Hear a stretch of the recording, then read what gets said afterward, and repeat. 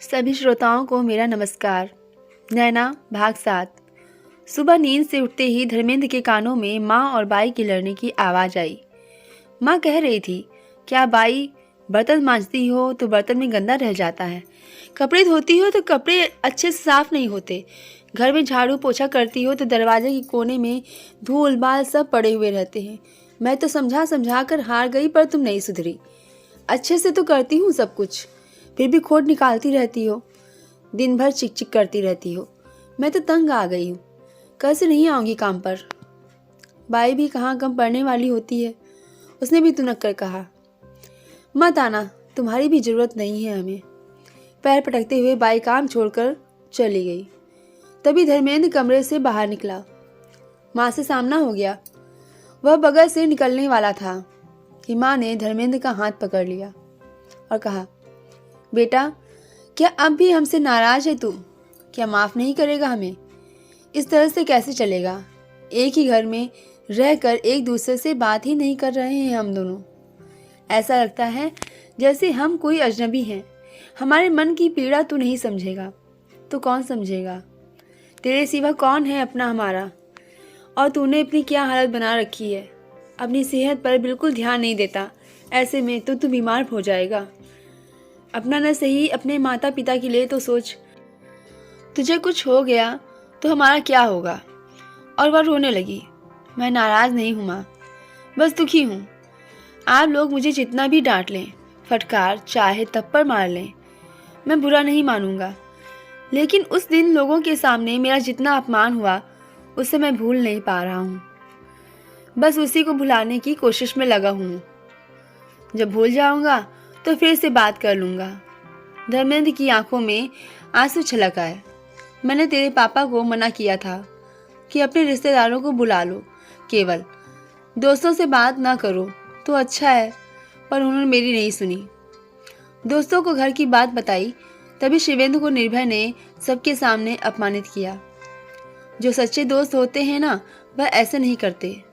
बच्चों के सामने सारी बातें बताने की क्या जरूरत थी चिमनलाल को? जो हो गया उसे भूल जा बेटा। तेरे पापा को एक बार माफ़ कर दे। वह भी बहुत पछता रहे हैं, पर तुझसे बात करने की हिम्मत नहीं जुटा पा रहे हैं। मैंने सबको माफ़ कर दिया माँ, पर यह बताओ, सुमित्रा बाई को अपमानित करके घर से निकाल देने की क्या आवश्यकता थी पापा को? सुमित्रा बाई की कोई गलती नहीं है। वे लोग तो हमेशा मुझे मना करते रहे। मैं ही दोषी हूँ। मैंने ही उनको राजी किया है शादी के लिए। नहीं तो वे तो डर रहे थे। उन निर्दोषों को इस तरह से अपमानित करने से क्या मिलेगा हमें? बेटा तू कल जाकर सुमित्रा बाई से मिल लेना और उससे कहना कि मैंने बुलाया है। अब मैं तेरे पापा की बात भी नहीं मानने वाली। बहुत कर ली उन्होंने अपनी मनमानी। सुमित्रा बाई के बिना यह घर नहीं चल सकता। उनको तो दुकान से फुर्सत नहीं। घर गृहस्थी कैसे चलती है यह वे क्या जाने। बिना सोचे समझे उस दिन गुस्से में सुमित्रा बाई को कह दिया कि मत आना काम पर। किसी भी काम में मेरा कभी हाथ बटाने का प्रयास किया है? सुमित्रा बाई हमारी कितनी पुरानी बाई है। घर का सारा काम उसे पता है। नई बाई भी रखकर देख ली। सबको काम समझाते समझाते मैं तो थक गई। इनको क्या, इनको तो समय पर नाश्ता चाहिए, रात का खाना समय पर चाहिए, दोपहर का खाना टिफिन में भर दो, कपड़े धुले हुए प्रेस किए हुए चाहिए। उनको पता भी है यह सब कैसे होता है। अब मुझसे नहीं होता यह सब। मेरी भी उम्र हो रही है। सुषमा चिढ़कर सारी बात कह गई। दोनों माँ बेटे की बात सुनकर भगवान दास भी वहीं पर आ गया। तुम दोनों माँ बेटे क्या बात कर रहे हो? हमें भी तो सुनाओ। फिर धर्मेंद्र की ओर मुखातिब होकर कहा, बेटा धर्मेंद्र मुझे माफ़ नहीं करेगा क्या? जो हो गया उसे भूल जा। मुझसे गलती हो गई जो मैंने सबको बुला लिया था। मुझे अपनी गलती का एहसास हो गया है। तू इस तरह से चुपचाप रहता है, मेरा कलेजा फटा जा रहा है। एक ही घर में अजनबी बन के रह रहे हैं। कहाँ खो गए हमारे पुराने दिन? मैं चाहता हूँ फिर से वही दिन लौट के आ जाए। मैं अपने वही पुराने बेटे को फिर से वापस पाना चाहता हूँ। वही मस्ती में रहने वाला, सदा खिलखिलाने वाला मेरा वही बेटा चाहिए मुझे, जिसके घर में आते ही खुशियों के फूल खिलकर पूरे घर को महका जाते हैं। रोम रोम सुगंधित हो उठता है और आनंद की लहरें मन को भिगो जाती हैं। पापा की आंखें नम देखकर धर्मेंद्र की आंखों में भी आंसू छलक आए। उसने अपने आंखों में आंसू ले कहा, पापा आप भी मुझे माफ़ कर दीजिए, मुझसे गलती हो गई जो मैं आप दोनों से बातें नहीं कर रहा था। धर्मेंद्र की आंखों में आंसू देखकर धर्मदास ने उसे गले से लगा लिया। दोनों की आंखों की अश्रुधार हृदय की सारी भूल भ्रांति को धोकर आज स्वच्छ कर दी। आज पुनः सबके होठों पर मुस्कान के फूल ऐसे खिल उठे जैसे वर्षों के बाद एक सूखी बगिया फिर से हरी भरी हो गई हो। सेठ भगवान दास अपनी खुशी को और बहुत देर तक दबा नहीं पाया। उसने खुश होते हुए कहा, बेटा तुम आज जाकर सुमित्रा बाई और नैना से मिलना और कहना मैंने उन दोनों को बुलाया है अपने घर में, यहीं बैठकर उनसे बातें करेंगे और शादी की बात भी पक्की कर लेंगे।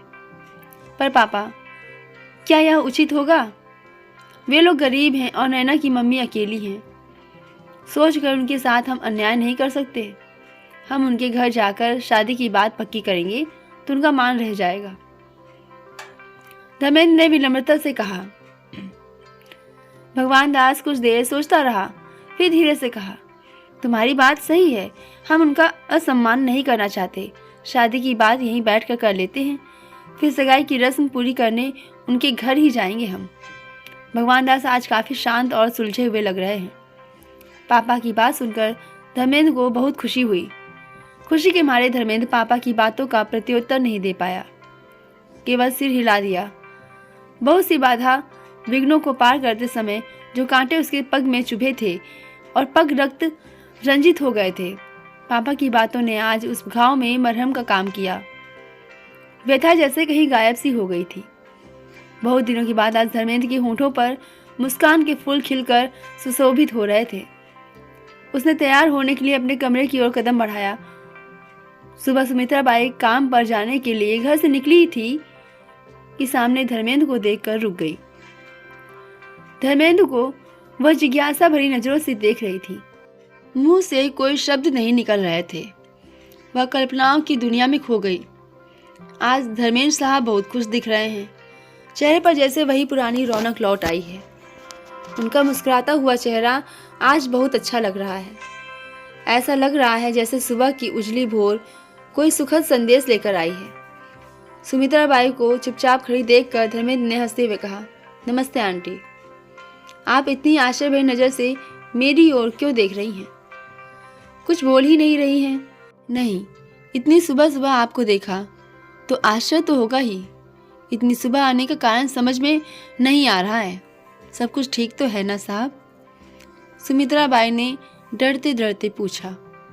हाँ, सब कुछ ठीक है। केवल ठीक नहीं, बहुत ठीक है। मुझे अंदर नहीं बुलाएंगी क्या? यहीं खड़े खड़े बातें करेंगे। धर्मेंद्र की होंठों पर मुस्कुराहट थी। गलती हो गई साहब, मैं तो घबराहट के मारे सब भूल ही गई। आइए आइए, अंदर आइए, अंदर आकर बैठ जाइए। सुमित्रा बाई ने कुर्सी बढ़ाते हुए कहा। अब घबराने की कोई आवश्यकता नहीं है आंटी। धर्मेंद्र की मुखड़े पर खुशी की उजली किरण बिखरी हुई थी। माँ किसी से बात कर रही हैं सुनकर नैना भी आ गई तो देखा सामने धर्मेंद्र साहब बैठे हुए हैं। उनकी होठों पर मुस्कान और चेहरे पर मुस्कान देखकर नैना को अंदाजा हो गया कि कोई अच्छी खबर जरूर है। उसने नमस्ते किया और पूछा, इतनी सुबह सुबह आने का कारण समझ में नहीं आ रहा है। फिर कोई गलती तो नहीं हुई है हमसे? धर्मेंद्र को खुश देखकर नैना ने भी माहौल को हल्का बनाने के लिए मजाक करते हुए कहा, अरे नहीं, हमेशा बुरी बातें क्यों सोचती हो तुम? क्या मैं हमेशा बुरी खबर लेकर आता हूँ? क्या अच्छी बातें लेकर नहीं आता हूँ? धर्मेंद्र ने नकली गुस्सा करते हुए कहा। नहीं, ऐसा नहीं है। आपका चेहरा बता रहा है कि बहुत दिनों के बाद कोई खुशी की बात लेकर आए हैं। अपनी खुशी छुपा नहीं पा रहे हैं आप। नैना ने मुस्कुराकर बात कही तो धर्मेंद्र उसके चेहरे को एकटक देखते हुए मन ही मन सोचता रहा, मुस्कुराते हुए नैना कितनी अच्छी लग रही है। दिल चाहता है नैना ऐसी ही मुस्कुराती रहे और मैं उसे देखता रहूं। नैना की इसी मुस्कुराहट पर तो मैं फिदा हुआ था। बहुत प्यारी सी मुस्कान है उसकी, ऐसा लगता है जैसे कई गुलाब खिले हुए हैं होठों पर। धर्मेंद्र को खामोश देखकर नैना ने कहा, क्या हुआ, आप इतने चुप क्यों हैं? क्या सोच रहे हैं? मेरी बातों का जवाब नहीं दिया। धर्मेंद्र सकपका कर सोच की दुनिया से वास्तविक दुनिया में आ गया और बोल पड़ा, बात ही ऐसी है तो खुशी छुपाऊं कैसे? इतने दिनों के बाद तो यह खुशी नसीब हुई है। आप दोनों ध्यान से सुनना मेरी बात। माँ पापा ने आप दोनों को घर में बुलाया है शादी की बात करने के लिए, और आंटी आपको माँ ने खास कर याद किया है, क्योंकि आपके बिना माँ को बड़ी परेशानी हो रही है। आज अभी ही चलना है आप दोनों को। आप दोनों तैयार हो जाओ, मैं गाड़ी लेकर आया हूँ ले जाने के लिए दोनों को। अब मुझसे इंतज़ार नहीं होता, बहुत इंतज़ार कर लिया।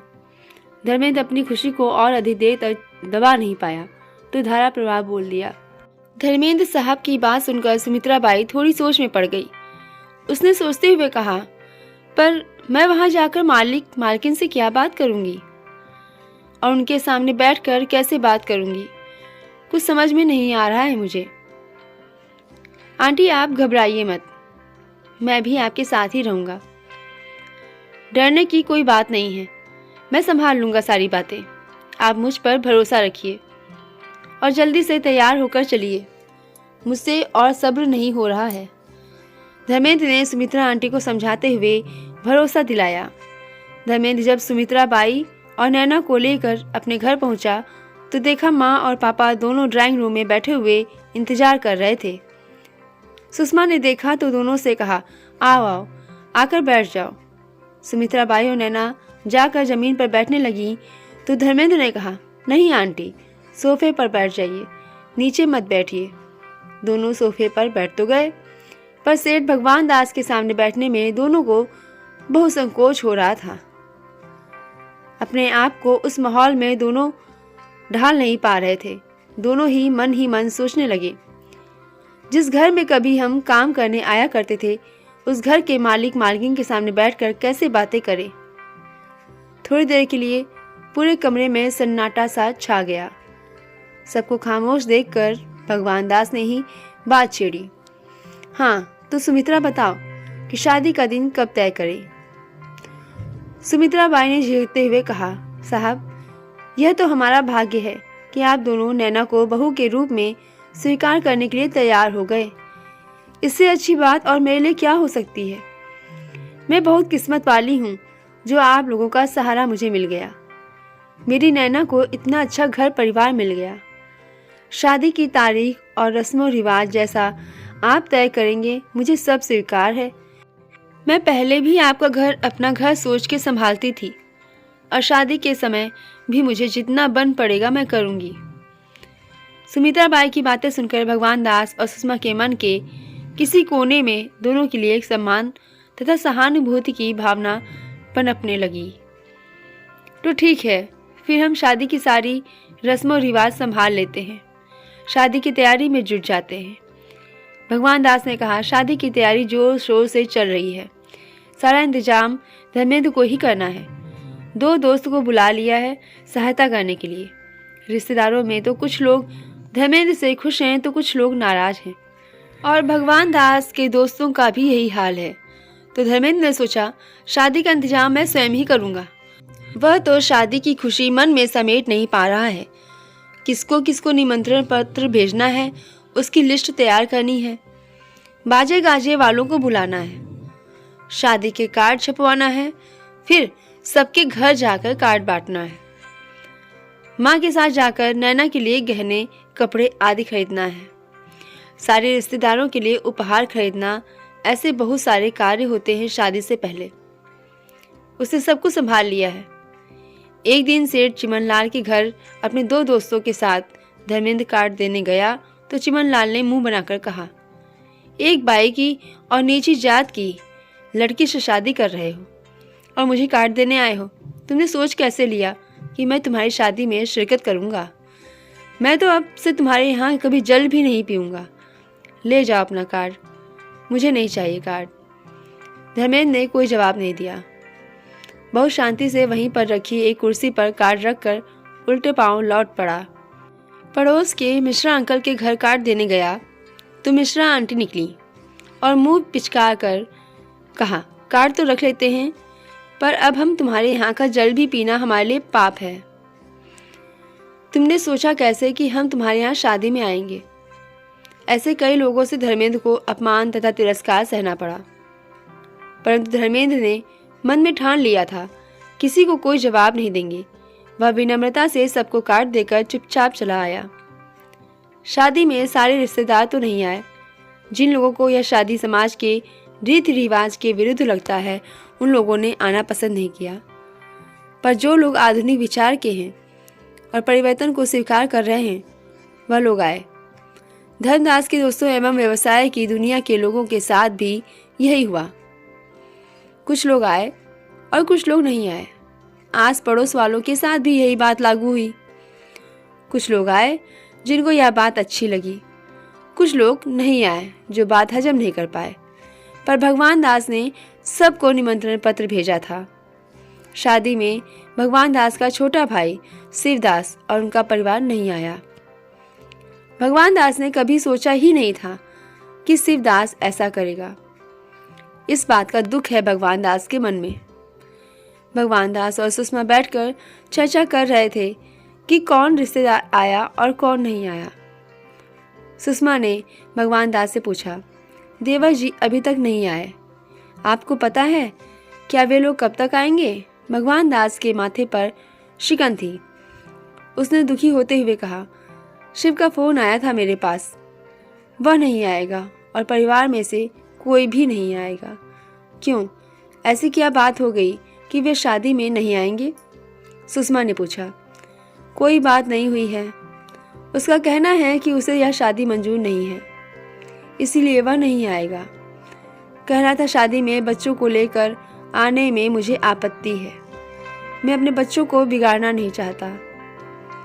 भगवान दास ने दुखी होते हुए कहा, जब देवा जी पहले आए थे तब भी वे नाखुश थे, नाराज होकर ही गए थे। धर्मेंद्र का व्यवहार उसे अच्छा नहीं लगा था। हम भी क्या करते, बेटे का उदास चेहरा देखकर हमें भी शादी के लिए हाँ करना पड़ा, वरना हमें भी कहाँ इच्छा थी कि हम नैना से अपने बेटे की शादी कराएं। सुषमा ने अपने मन की भड़ास निकाल दी। तुम सही कह रही हो, मैं भी तैयार नहीं था शादी के लिए, पर बेटे के लिए सोचना पड़ा मुझे। हम बेटा भी तो नहीं खो सकते। शिव का शादी में ना आना मुझे बहुत खल रहा है। अपने सगे भाई का शादी में ना आना लोग कई तरह की बातें बनाएंगे और मुझे ही दोषी ठहराएंगे। इस तरह से हम नाते रिश्तेदारों से कट कर जिंदगी कैसे जिएंगे? पर धर्मेंद्र को तो कोई बात समझ में आती ही नहीं है। क्या करें, हम भी तो बेबस हो गए हैं उसके सामने। वरना कहाँ हमारा बेटा और कहाँ सुमित्रा की लड़की, बेमेल शादी। भगवान दास ने भी आज मन की भड़ास निकाल दी। शादी धर्मेंद्र के घर हो रही है। लड़की वाले अपने कुछ रिश्तेदार एवं कुछ पड़ोसी को लेकर आए हैं। सब लोग एक जगह कोने में सिमट कर ऐसे बैठे हुए हैं जैसे वे घबरा रहे हैं। ऐसा माहौल देखकर लड़की का मामा है जो पढ़ा लिखा लग रहा है और बातचीत करने में भी अच्छा है, वही सबसे बातें कर रहा है। लड़की के मामा ने ही कन्यादान किया। जितने नवयुवक आए हैं शादी में सब लोगों ने खूब धूम धड़ाका किया, नाचा गाया, मस्ती की। एक खुशनुमा माहौल में निर्विघ्न शादी की सारी रस्में पूरी हुई। पूरी रस्मों रिवाजों के साथ नई बहू के गृह प्रवेश का कार्य संपन्न हो गया। नैना ने दुल्हन के रूप में एक नए घर में नए माहौल में मन में संकोच लिए, थोड़ा सा डर लिए प्रवेश किया।